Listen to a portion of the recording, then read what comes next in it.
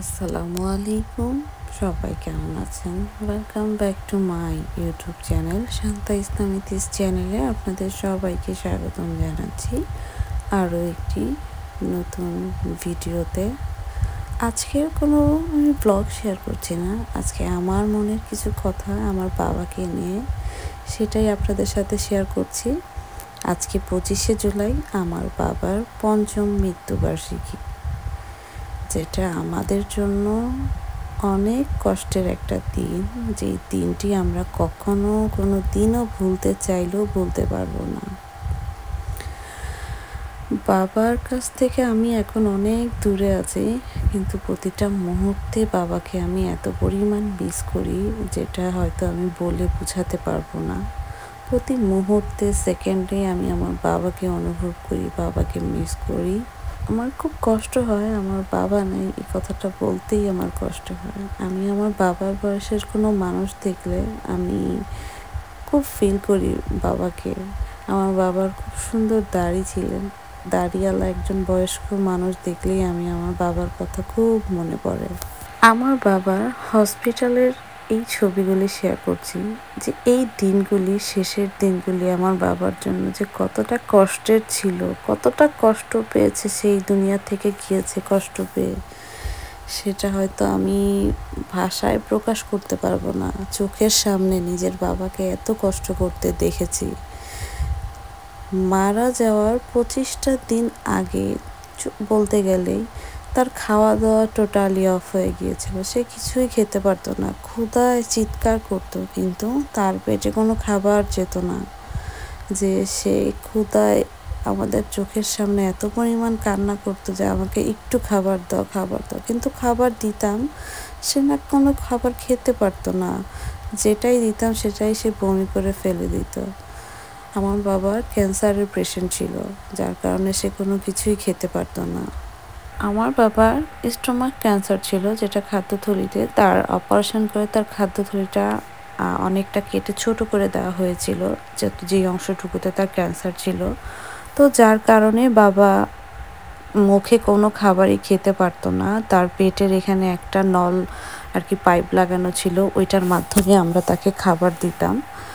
তো মারা যাওয়া ঠিক 25 দিন আগে তার ওই পাইপটা খুলে দেওয়া হয়, যে ডাক্তার চাচ্ছিল যে আমার বাবা যাতে মুখে খাবারটা খেয়ে মানে খাওয়াটা শুরু করে, যাতে আস্তে আস্তে উনি যাতে ঠিক হয়। কিন্তু ডাক্তারও তো আর জানতো না যে বাবা এত তাড়াতাড়ি এই দুনিয়া ছেড়ে চলে যাবে। তো সে বলছিল যে যেটা আমার বাবার জন্য আর কি ভালো হবে, তার জন্যই উনি পাইপটা খুলে দিয়েছিল। কিন্তু আমরাও মানে বুঝতে পারি নাই যে খুলে দেওয়ার পর সে যে একেবারেই খেতে পারবে না। খুলে দেওয়ার আগ পর্যন্ত তাকে তো পাইপ দিয়ে মানে খাওয়াতাম, তো সে তার মুখে বুঝতো না জিনিসটা, এমনভাবে খাবারটা কি মানে ফিল করতে পারতো না। জাস্ট খাবারটা দিতাম, তার পেটটা ভরে থাকতো এরকমটা। তো সেই খাবারটাও আর তার মুখে খেতে আর পারলো না। অনেক খেতে চাইতো, খাবার দিতাম, কিন্তু কিছুই খেতে পারতো না। সেটাই আসলে খুব কষ্ট লাগতো, যে মানে এত চিৎকার করতো, কান্না করতো, মানে কেমন একটা মানে অবস্থা ছিল আমার বাবার, যেটা মানে বলে আর বোঝানো যাবে না। বাবা মানুষটা অনেক ভালো ছিলেন, অনেক, যেটা হয়তো বলে শেষ করা যাবে না। তাকে আমি সব সময় মানে দেখেছি, সে সব সময় মানুষের উপকার করতে চাইতো, মানুষকে মানে খুব অতিথি আপ্যায়ন একটা মানুষ ছিলেন। কোনো মানুষ বাসায় আসলে সে এত পরিমাণ খুশি হতো, পারে না মানুষকে ডেকে বাসায় নিয়ে আসে। আবার সবসময় 5 ওয়াক্ত নামাজ পড়তেন আলহামদুলিল্লাহ আমার বাবা। আমার ছোটোবেলা থেকে আমার মা বাবা দুজনকেই আমরা নামাজ পড়তে দেখেছি আলহামদুলিল্লাহ। তাদের এই জিনিসগুলি দেখে আমরাও সবাই আমার বড় ভাই বোনরা আছে, আমরা সবাই আল্লাহর রহমতে তাদের এই জিনিসগুলি ফলো করি সবসময়। আমরাও আল্লাহর রহমতে আল্লাহ আমাদেরকে পড়াচ্ছে নামাজ কালাম আলহামদুলিল্লাহ। বাবা যখন সব সময় মসজিদে যেতেন নামাজ পড়তে, আসরের সময় যখন যেতেন, তখন বাসার সামনে কিছু ছোট বাচ্চারা খেলা করতো। আমার বাবা সব সময় আসার সময় তাদের জন্য চিপস, চকলেট, যেটাই সামনে পেত দোকানে, ওটাই কিনে নিয়ে এসে বাসায় আসার আগ পর্যন্ত সবাইকে দিতে দিতে সে বাসায় আসতো। সে মানুষকে খাওয়াতে, দিতে, করতে অনেক বেশি পছন্দ করতো, যেটা আমাদের প্রতিটা ভাই বোনের মধ্যে এই জিনিসটা বাবার আমরা পেয়েছি। আমাদেরও খুব ভালো লাগে মানুষকে দিতে করতে, কাউকে একটু হেল্প করতে পারলে, কারো একটু উপকারে আসতে পারলে আলহামদুলিল্লাহ আমাদের সবার এই জিনিসটা ভালো লাগে। বাবার এই ভালো গুণটা আল্লাহর রহমতে আমরা সবাই পেয়েছি। আমার বাবা অনেক মিশুক একজন মানুষ ছিলেন, তার প্রশংসা করে আমি আসলে শেষ করতে পারবো না সে কতটা ভালো একজন মানুষ ছিলেন। আমার বাবার মতো আমি আর দ্বিতীয় কাউকে দেখিনি। তার চিন্তা ভাবনা, তার সবকিছুর মতো বাবার সাথে কারো ওইরকম মিল পাইনি, যেটা আমার বাবা মনে হচ্ছে আমার কাছে দুনিয়ার শ্রেষ্ঠ বাবা ছিলেন। এটা প্রতিটা সন্তানের কাছে হয়তো প্রতিটা বাবা মাই তাদের জন্য শ্রেষ্ঠ থাকে। আমার বাবার যখন ক্যান্সার ধরা পড়ে, সে ক্যান্সারটা নিয়ে 6 মাস ক্যান্সারের সাথে লড়াই করে বললেই চলে। তার এই 6 মাসে আমার বাবা খুব হাসি খুশি একটা মানুষ ছিলেন। তার 6টা মাস তার মুখের সেই মিষ্টি হাসিটা কোথায় যেন হারিয়ে গিয়েছিল। সে সারা দিন মন খারাপ করে থাকতো, সারা দিন কিছু একটা চিন্তা করত। সে এটা ফিল করতো যে সে হয়তো আর বেশি দিন বাঁচবে না, কিন্তু এটা আমাদেরকে বুঝতে দিত না। আর বাবা যখন অসুস্থ ছিল, প্রতিটা মুহূর্ত আমি তার সাথে থাকতাম, একটা সেকেন্ডের জন্য তাকে একা রাখতাম না, বা সেও আমাকে ছাড়া একা থাকতো না। সে সব কিছু মনে করতো আমাকে যে ডক্টরের কাছে গেলে আমার সাথে যাবে, আর কারোর সাথে না। আমাকে সাথে নিয়ে গেলে তার সে একটু নাকি সাহস পায়, বলে যে কাউকে লাগবে না, তুমি শুধু চলো আমার সাথে, তুমি ডাক্তারদের সাথে কথা বলতে পারো, এই কথাটা বলতো। আর দেখা যায় বাসায় থাকতো না তেমন, ভাইয়া অফিস করতো, ভাইয়া সারাক্ষণ অফিস নিয়ে ব্যস্ত থাকতো। আর ভাইয়া যেহেতু প্রাইভেট জব করতো, তাকে তো আমরা কখনো কোনো জিনিসে প্রেশার করতেও পারতাম না, আর চাইতামও না ভাইয়াকে ডিস্টার্ব করতে, যেহেতু বাসায় আমি ছিলাম, মা ছিল, ভাই আমার বড় বোন ছিল।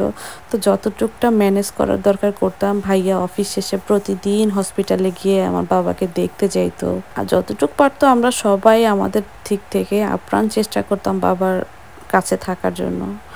যতটুক যা লাগতো করার ট্রাই করতাম, কিন্তু সে সবসময় চাইতো কি আমি তাকে নিয়ে সব জায়গায়। আমিও কখনো করতাম না, দিন রাত যখন যেই মুহূর্তে যখন যেখানে যাওয়ার দরকার ছিল আমি সেখানেই আমার বাবাকে নিয়ে যাইতাম। যখন দরকার হসপিটালে কোনো টেস্ট লাগতো, একদিন তো রাত অনেক হয়ে গেছে, আমি আর আমার বাবা একা হসপিটালে, রাত 11টা বেজে গেছে। একটা টেস্ট আমরা করতে দিয়ে আসছিলাম, কী কারণে যেন হসপিটাল থেকে আর কি ভুল করছিল, তো ওরা আমাদেরকে আবার ডাকাইছে এই সেম টেস্টটা করার জন্য। ওদের একটা মিস্টেকের কারণে আমাদের আবার যেতে হয়েছে। তো আমাদের ফোন দেওয়ার সাথে সাথে আমি বাবাকে নিয়ে বের হয়ে যাই রাত্রে। তো আমার বাবা চাইতো কি সে একটু বাঁচতে চাইতো, সে খুব চাইতো যে সে বাঁচুক। ডাক্তারদের কাছে গেলে সে মনে করতো কি সে তারা তাকে সুস্থ করে ফেলবে, সে বাঁচতে পারবে, এই ধরনের তার চিন্তা ভাবনাটা ছিল বেশি একটা। ক্যান্সার এমন একটা রোগ যে হায়াত না থাকলে আসলে মানুষ বাঁচে না, কিন্তু এই পর্যন্ত যতজনকে ক্যান্সারে আক্রান্ত হতে দেখেছি, বেশিরভাগ মানুষই বেশি দিন টিকতো না। খুব দেখা যায় তাড়াতাড়ি, দেখা যায় সময় শেষ হয়ে যেত, এরকম একটা। ঠিক আমার বাবার ক্ষেত্রেও এমনটা হলো যে যখন আমার বাবার সার্জারি করা হয়েছিল, তখন ডাক্তার বলেই দিয়েছে যে আসলে 6 মাস পরে দেখা যায় এই রোগটা আবার ব্যাক করে, দেখা যায় প্রথম দিকে একটু সুস্থ হয়। তো আমার বাবার ক্ষেত্রেও প্রথম দিকে সার্জারি পরে একটু সুস্থতা আমরা দেখেছিলাম, আমাদের কাছেও মনে হয়েছিল হয়তো আমার বাবা সুস্থ হয়ে যাবে, কিন্তু মারা যাওয়ার আগেই হঠাৎ করেই বাবা আমার দেখা যায় জুন মাস থেকে আমার বাবাটা একটু আবার অসুস্থ অসুস্থ দেখা যেত, শরীরটা একদম দুর্বল হয়ে গিয়েছিল। তো যখন আমি আবার হসপিটালে অ্যাডমিট করাই, তখন দেখা যায় আমার বাবার মুখ থেকে রক্ত টাইপের এরকম বমি করতো, পরে কেমন একটা বের হইতো কীরকম একটা জিনিস। তো ডাক্তার যখন দেখতো তখন ওনাকে আবার টেস্ট করাইছিল, তো দেখা যায় তখনও এরকমটা তেমন রিপোর্টগুলো অতটা ভালো আসতো না। এখানে আমি আরও কিছু ভিডিও শেয়ার করছি আমার বাবার। আমি হয়তো ছবিটা বাবার ফেসটা ঢেকে দিব।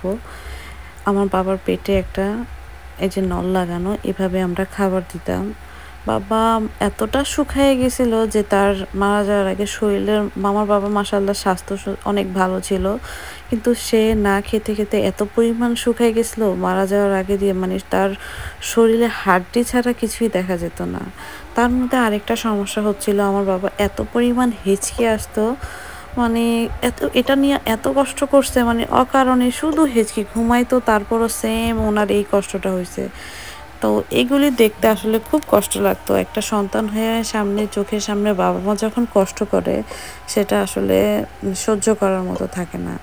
এই ৫টা বছরে আমার বাবাকে নিয়ে মনের মধ্যে কত কথা যে জমা, যেটা হয়তো আমি কখনো কোনোদিন কারো কাছে শেয়ার করিনি বা কোনোদিন শেয়ার করতে পারবো না। অনেক কথা জমিয়ে রাখি, একা একা মাঝে মধ্যে বাবার সাথে কথা বলি, যে কত কথা থাকে বাবার সাথে, মনে হয় যে থাকলে এইটা বলতাম ওইটা বলতাম, খালি কথাগুলি জমিয়ে রাখি।